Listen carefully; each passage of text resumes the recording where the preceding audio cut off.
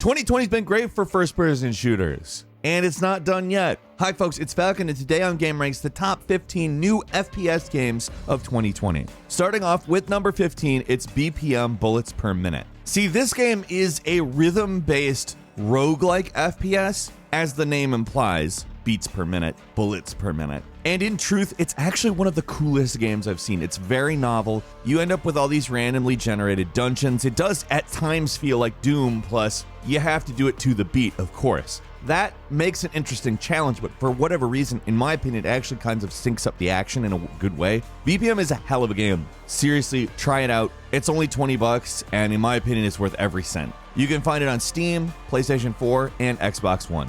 At number 14 is Sirius Sam 4, which comes to us via Crow Team, which has been in development for a long time. We really haven't had a Sirius Sam game in quite a while, and this is great because from the looks of it, we're building on exactly what we should be, which is this horde-based, insane first-person shooter that really harkens back to the 1990s in a lot of ways, but brought up to 11.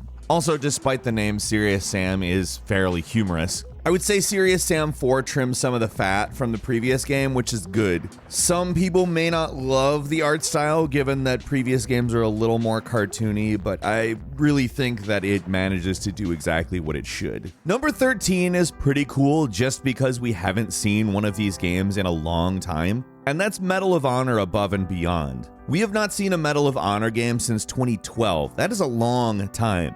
And Warfighter wasn't bad or anything, but it certainly wasn't like the best. It was really buggy at launch, and just the overall vibe of the game was not enough. Medal of Honor Above and Beyond is a VR shooter, which is coming in December. And I kind of love that they're alluding to the fact that they're the original. Medal of Honor came before Call of Duty, and this subtitle, Above and Beyond, is alluding to the adage, above and beyond the Call of Duty. So I'm very interested to see if they're boasting or if it's a coincidence. There's not really a lot of information, but it's a VR shooter, and VR shooters are gradually becoming much more interesting. They've really kind of hit their stride this year, and I'm pretty excited. Medal of Honor Above and Beyond is coming December 11th, 2020.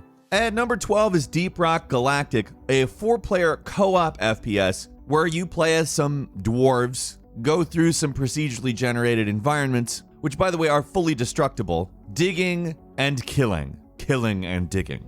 Basically, it's Left 4 Dead meets Minecraft in some ways. You're not obviously given the flexibility of Minecraft, but God, this game is so fun. Not only that, but this game is maintained by the developers, stuff is added, and I can't overstate how fun this is. If you haven't played Deep Rock Galactic, give it a shot. It is out on Xbox One and Windows. At number 11 is 13. And 13 is a remake of a first-person shooter that came out way in 2003. Now, in all honesty, the original is a really cool-looking game, still, right now, in 2020. However, this remake expands upon what we've maybe come to expect from cel-shaded games, and it really does look great. 13 is a game that you have to find out your identity and find out what your involvement in the murder of the President of the United States of America was. It's a really cool kind of comic book oriented story, and I'm really excited to play through it again. I'm also pretty excited because it's coming to the Nintendo Switch, but it's also coming to PlayStation 4, Xbox One, and Windows on November 10th. At number 10 is Ultrakill, which takes retro graphics that look like something off of the PC in the mid-90s, like Quake. Pair it with the kind of gameplay you see in the new Doom games, which is obviously heavily influenced by those games, however, it adds some more mobility-oriented stuff. And you get this really insane, fast-paced, wild shooting game, which just does not quit at any point. You're just going through rooms, having a horde of enemies attack, and having to come up with some sort of pattern of movement as well as dodging strategy in order to make any progress. I love Ultrakill. Ultrakill is fun as hell. It's available on PC now. Check it out. At number 9 is Second Extinction, a 3-player co-op, which is going to hit early access pretty soon. Essentially, there are tons of mutated dinosaurs that you and 2 friends have to take down on account, hey, we humans aren't really, fond of losing the planet. We kind of want that, to live on and stuff. Not exactly a complex plot or anything, but man, it looks fun. It's a kind of arcadey looking game to me with some pretty intense, large-scale enemies. It also has this interesting looking community battle feature called War Effort, where each region of the bigger map has like a threat level, and the point is to basically take out dinosaurs and clear the threat level on the map. Honestly, this looks like a pretty cool game to me. If it works out how it looks to me, I think this is going to be a pretty darn good game. Second, Extinction is hitting Xbox Series X, Xbox One, and Microsoft Windows on October 13th. And number 8, it's Superhot Mind Control Delete, which is just a really cool game. I am not really personally aware of the Superhot franchise, but this game is where I got introduced to it. I really enjoy the gameplay of this. Like, it's a first-person shooter and nothing moves unless you're moving. So you can shoot the bullets, but the bullets don't go anywhere unless you're moving. Same with enemy bullets. This creates not only the first-person shooter dynamic, but in all honesty, it creates a kind of puzzle dynamic in which you're slowly using bullet time to dodge, to line up attacks. I mean, in some ways, it's almost like a strategy game. And that's what I like about it so much. It's just a totally unique idea. And whether or not you have played the other titles is basically irrelevant. It's super fun. It's out on PC, give it a shot. At number 7 is Gunfire Reborn, a combination FPS, roguelike, and RPG, which is definitely something very different. It brings you co-op in a sort of magical world in which you are progressing level by level through a totally random experience that you can play co-op with 3 other people. Each of your characters has different abilities, and the world that they've created for this thing is genuinely unique, especially for a first-person shooter. Does not look like a first-person shooter, just at all. Honestly, I wish more unique games like this would come out because it's just something fresh. Gunfire Reborn is a ton of fun. It's available on Steam right now. At number 6 is Call of Duty Warzone, a battle royale Call of Duty. There, I've described everything you actually need to know, but this is a free-to-play battle royale. Honestly, the rules are not that different. However, we're talking 150 people in a match. Some modes, which are limited time runners, can go up to 200. The main difference in this game, as opposed to other battle royales, is that you respawn in the gulag, basically. And if you win against another player in the gulag, you get respawned. However, it only happens once. Honestly, it's great. It's a really cool system. I like it. I think it adds a nice little layer into Battle Royale, and obviously it engages in the very tight Call of Duty gameplay mechanics. Call of Duty Warzone is out on PC, PlayStation 4, and Xbox One. I'm sure it'll be out on the next generation of consoles as well. If you like Battle Royales, it's definitely one you gotta check out.